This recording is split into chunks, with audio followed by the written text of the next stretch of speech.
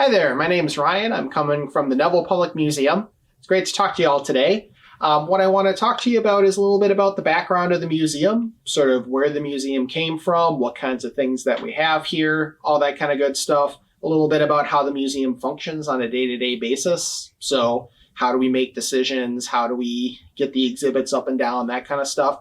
And then I'll tell you a little bit about, myself and how I got involved in the museum field, and maybe some steps you want to take if you really like museums and you might want to work in one someday too. So I am filming this ahead of time, but I'm going to be available to chat with you. So you're watching me on the video that I filmed before. I'll be on the chat. So if you have questions, go ahead, type them in. Throughout the video too, I'm going to leave some empty space. So that way, if you're thinking about something, I'll give you a minute to type in your question and I'll try to respond to those as you're watching the video. So that's kind of how this is going to work.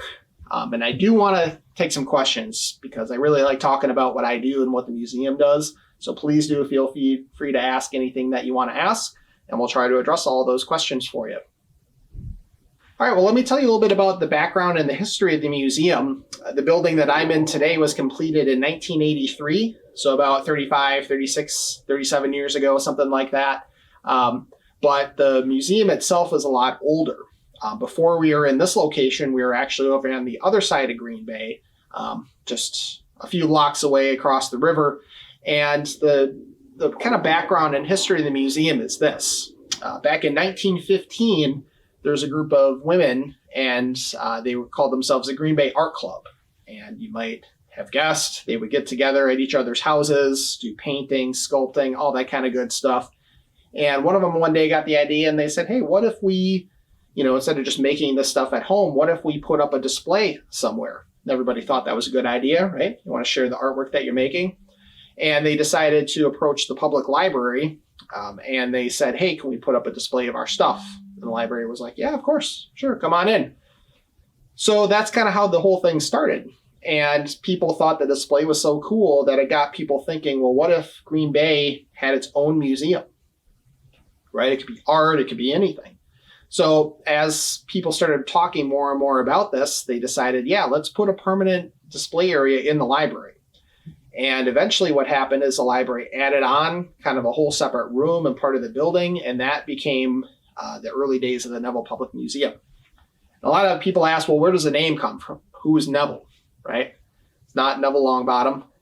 The story is that there was this couple, Mr. and Mrs. Neville, and they were really active historians. They did a lot of local history research. They collected a lot of artifacts. They wrote a lot of articles about the history of this region. So they were kind of well known in the community. And Mrs. Neville was actually part of that Green Bay Art Club. So when the time came and they said, okay, we're going to add on to the library, we're going to start putting some real money behind this thing.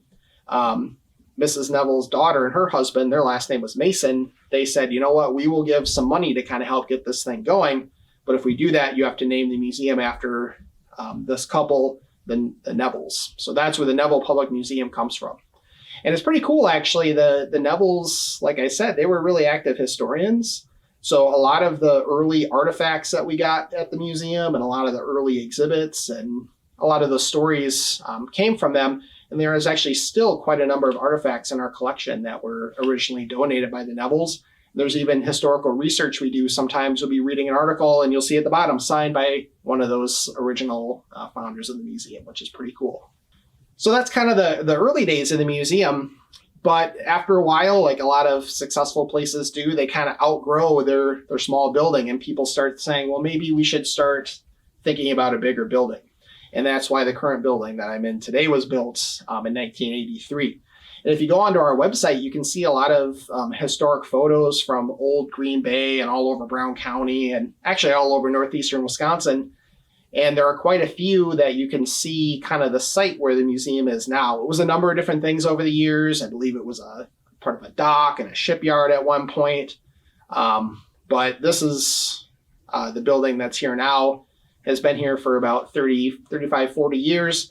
And I'm assuming it'll be here for quite a long time after that too. So got a much bigger home now, much bigger exhibits. But a lot of that early history we still hang on to. And one of the exhibits that we do every single year which is kind of a cool throwback to the early days of the museum, is called the Art Colony, because that club that founded the museum, the Green Bay Art Club, their name at some point, I'd have to look up the year, I forget to be honest, but they changed their name to the Green Bay Art Colony. So every year we do an exhibit with the current Green Bay Art Colony, all different members now, of course, because it's been over 100 years, but it's still a club, it's still meeting, they're still producing art, and we still do a display every year to kind of help remind us of the foundations of the museum. So usually it's in the spring, so you can come to the museum and see that exhibit, which is pretty cool. So another question that people ask is, okay, well, now that I know the background of the museum, what do you have, right? So we've actually got quite a bit, right? Our museum consists of well over 1 million different artifacts. And when I say artifacts, I'm talking about stuff, right? To be an artifact, there's really just one criteria. It has to have been something made by people, right? So if you want to get technical, something like a fossil is not an artifact because it wasn't made by people. It's a naturally occurring thing. So we might call that a specimen or something like that. But if you count all those specimens and all the man-made things in the museum, we have well over 1 million things. Now, to be honest, the majority of those, the vast majority, are things like photographs, right? They're small, they're flat, they don't take up a ton of room, fortunately. But we've got tons and tons of photographs, over 1 million photographs. We have photographs just from local photographers. The local newspaper gave us an archive of some of their photographs years ago. So if there's an old photograph from the newspaper, there's a chance that we might have it here and we can give you a digital copy of it. And you can see a lot of those on our website. So tons of photographs. We've also got tons of film, old TV footage from some of the news stations we've got in our collection. So you can see, when you watch the news, you talk to the anchor, but then they'll show behind them usually like film footage from around the city. So we've got tons of that as well. We've got a lot of sort of those two-dimensional things. We've got paper things, so letters and records. Archives is what we call those sort of two-dimensional paper things. So all kinds of paper goods from people in addition to photographs. We've got a library, so some historic books and things like that. So the books are informative, but they're also really old, so we consider them artifacts. So we have things like that in our collection. And then what most people think of when they think of museums are like three-dimensional things, fossils, maybe spear points or arrowheads from the native people from this area. Those are things that you probably think of, those really old things. But we've also got things that came into our collection just this past year. We've got things from the year 2020 in the museum's collection that we consider artifacts. So when I say artifact, it doesn't just mean it's old. A lot of the artifacts are old, but to be an artifact, all you have to do is be something made by people and tell a story is what we prefer, right? An old toaster might be kind of interesting, might be kind of cool, right? But if it wasn't part of a bigger story, then it's just an old toaster. Now, if you had an old toaster from a very important person and that toaster was somehow involved in a very important event, now all of a sudden that toaster is a little bit more impressive, right? So those are the types of things that we try to keep here in the museum, are those older artifacts that tell a story, right? And as I kind of mentioned a second ago, we are still collecting artifacts. Yep.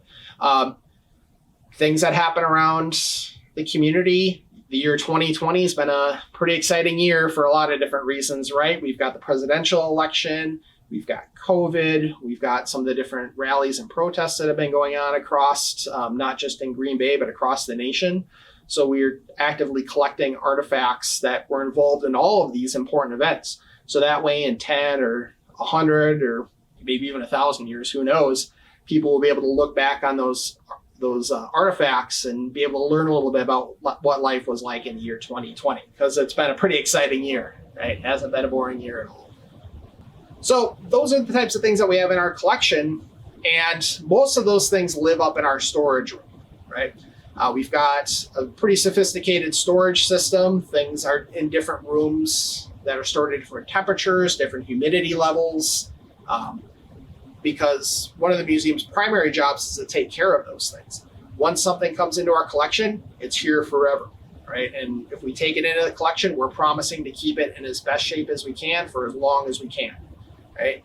So it's a pretty big responsibility. If somebody comes to us and they want to donate an artifact and we say, yes, we'll take it, we're taking on a huge amount of responsibility. Because one of the things that's kind of cool about this museum, it's the Neville Museum, but it's the Neville Public Museum. And public means owned by the public. In this case, it is owned by Brown County. So I myself get a paycheck from Brown County, as many of the other people in this museum do. And so that's why it's the Neville Public Museum, is the county owns the museum, the staff, the collection, which means that you, as a citizen of Brown County, technically own all this stuff, and you're technically, paying my salary, which is nice. And I appreciate it, by the way. But as a Brown County citizen, we're sort of taking care of the collection for you. And that's really what our main job is, to care for the public's collection. Now, we take care of it as best as we can up in the storage area, but if we just took all this stuff and hoarded it and never let anybody see it, that wouldn't be too cool, right? It's the public's collection. We want people to see it. We have some awesome stuff and we want to show it off. And the best way for us to do that, number one, sometimes we do different programs where we take things that are normally in our storage area and we bring them out for people to see. And there's actually sometimes where we bring people into the storage area, which everyone thinks is really cool. But the main way that we get out these artifacts for people to see is by creating exhibits. Right? So an exhibit is really just all the old stuff put together in some sort of way that helps it make sense. And you might have heard the term curator or curation. Really what that just means is that you're putting stuff together in such a way where it tells a story, right? If you ever go on like Spotify or Amazon Music and you like a bunch of songs and you put them in a playlist, you're kind of curating a playlist, right? I like to, when I go out and exercise, I have a playlist that's all my jams for when I'm going out for a run, like fast music that gets me excited, gets me fired up to go exercise. I've curated a playlist, right? Or if I make a playlist of music that's kind of help calm me down at night to go to sleep, I've curated a playlist of that music. You could curate all your favorite foods, right? Create a meal of all your favorite things in your room. If you have, display things, decorations, you're kind of being a curator too. You're putting all the things together that kind of like are grouped and tell a story. And that's really what we try to do here at the museum. We'll go back to that old toaster example I gave. We could have an amazing old toaster that has an amazing story behind it. But if we don't display that in a way that tells the story, then no one would ever know, right? We know here at the museum, but we want you to know too. And that's really what our job is to create these exhibits to help the public learn about all the cool things we have in our collection and to help you all really appreciate all this really neat stuff that we have here. So it's our job to take care of it, know about it, and display it. And it's your job to come in and just enjoy it and hopefully learn a thing or two from it too. So we talked about where the museum came from. We talked about what kind of stuff we have at the museum. And I want to talk a little bit more about the exhibits that we have here. Now, the museum has 4 exhibit galleries. So a gallery is a room that we put exhibits in, right? And I'll go through all those. One of those galleries is what we call our permanent exhibit or our core exhibit or our main exhibit. And that is the biggest gallery. And when people think of a museum, that's what they're normally going to think of. If you've been here before, it's where you walk in through the cave and you see the big mastodon that roars at you. Remember that part? Yep, so that's what we consider our main gallery. And that is really the gallery that up until recently had not changed. When the building was built in 1983, they put up that exhibit. It was an awesome exhibit for its time, and it didn't change until just a couple years ago. And what happened a couple years ago is we got some funding, and it was the right time to sort of give that whole exhibit a facelift. So for about 2 years, maybe even a little bit more, I don't even remember, even though it was recent, we basically pulled a lot of that stuff out of the exhibit, redid it. It's going to look a lot different if you've not been here lately. If you remember the old exhibit, the new one looks a lot different. And what we tried to do was build it in such a way where it doesn't have to just stay like it is now for another 35 years. It's a lot more easily changeable. And we've actually got plans. We're going to be changing parts of it on a more regular basis. So that way, if you come once a year or twice a year or 5 times a year, we hope that there's something different. So it won't just be the same thing. it'll be a little bit different. And that was one of our big goals, is to make it more easily changeable. So there's a lot of really cool artifacts in there. And what they all focus on is sort of telling the story of northeastern Wisconsin and UP of Michigan, which is the museum's mission, right?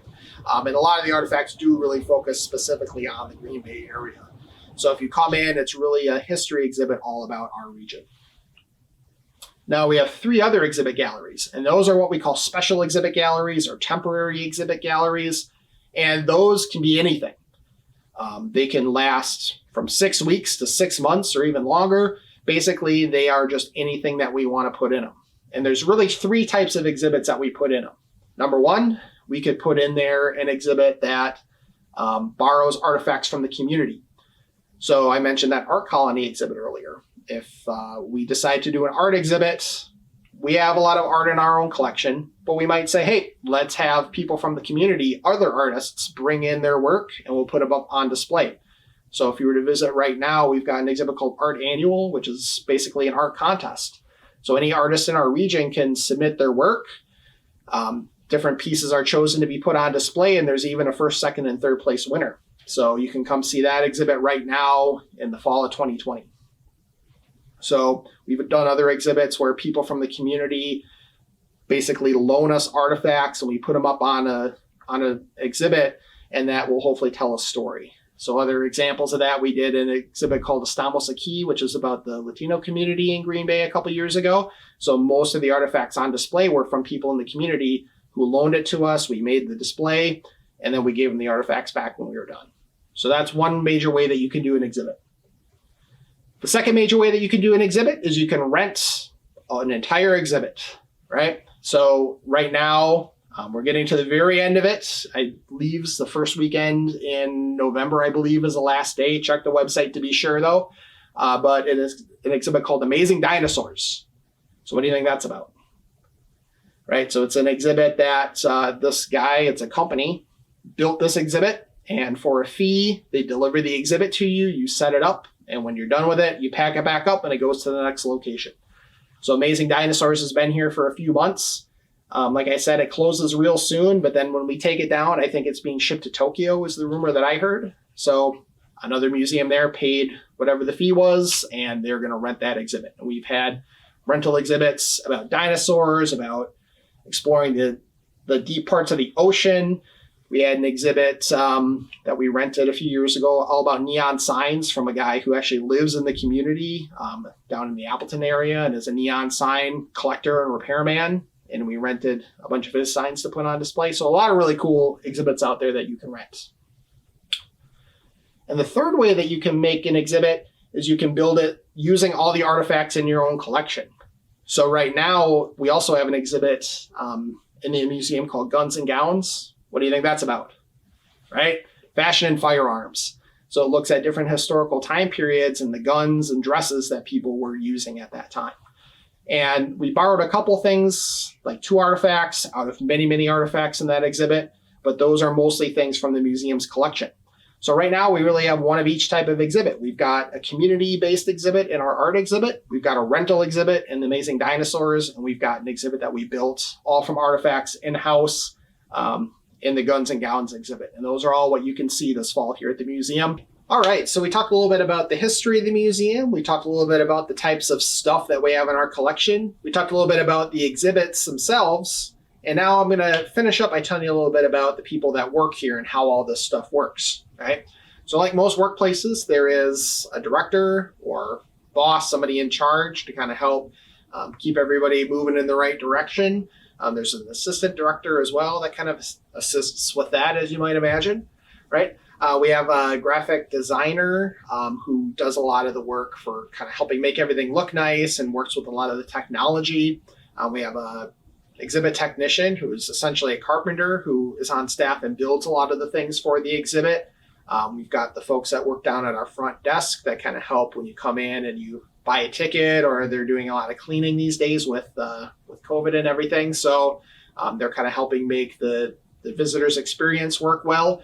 We've got people that work behind the scenes taking care of the artifacts. So there's about 9 of us here that are all Brown County employees that kind of help make the the museum run on a day-to-day basis. So if any of those things kind of sound exciting to you, maybe you have a future career in museums, right? And if you want to work in a museum, there's some education and some experience that you'll need. A lot of us here, not everybody, but a lot of us have master's degrees, which means that we went to college for 4 years, and I guess we wanted to punish ourselves, so we went back for 2 more. And those really, that type of education helps you learn a lot of the skills that you need to really specialize in what you're doing. This museum itself is kind of general. We do art exhibits, science exhibits, art, history, science, all kinds of stuff. But if you have a very specific thing that you've studied, I guarantee somewhere in the world there's a museum about that very specific interest. So we're kind of general, but you can find some really, really specific museums that talk about a very specific topic or group of people or whatever it is that you happen to be interested in. So it's a lot of fun to work at a museum. I can tell you that. Every day there's a new challenge. Some days I'm shooting a video like this. Some days I'm helping move, 1,000-year-old artifacts. There's days when I'm got my work clothes on and I'm painting. Could be anything, right? So there's a lot of different types of things that you can do. And we have a lot of fun here. And we hope that people really enjoy coming here and seeing all the work that we put into our exhibits and programs and things like that. So to finish up here, it is, again, the year 2020 in the fall, and the situation with COVID, unfortunately, doesn't look like it's going away anytime soon. So I know it's harder for people to get out and visit and things like they normally would. But if you are interested in visiting the museum, we are open. One of the things that we're doing to kind of help try to keep everybody safe is we have just a certain amount of people that can be in the building at any one time. So if you want to visit, what I would recommend is you go on our website and you can purchase tickets for a specific time. And that helps guarantee that when you arrive, even if the museum has people here, you won't have to wait outside for people to leave or anything like that. And you can take care of all that. You don't have to worry about handling money or anything when you come. So that is really, it'll be a time saver, and that'll be the safest thing for you. You can go on our website as well, and you can see all the exhibits that we have currently, and especially two ones that are coming up. So you can take a peek into the future and see if there's any that you might want to come see. I think I mentioned our dinosaur exhibit is getting ready to pack up. It's about ready to be extinct here, but we have our holiday memories exhibit, which is always popular. That'll be coming in mid to late November. So those are kind of the two big ones to keep an eye out for.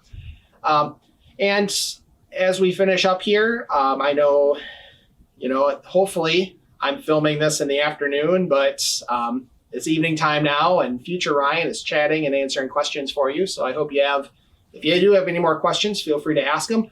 I'll stay on and try to answer as many as I can.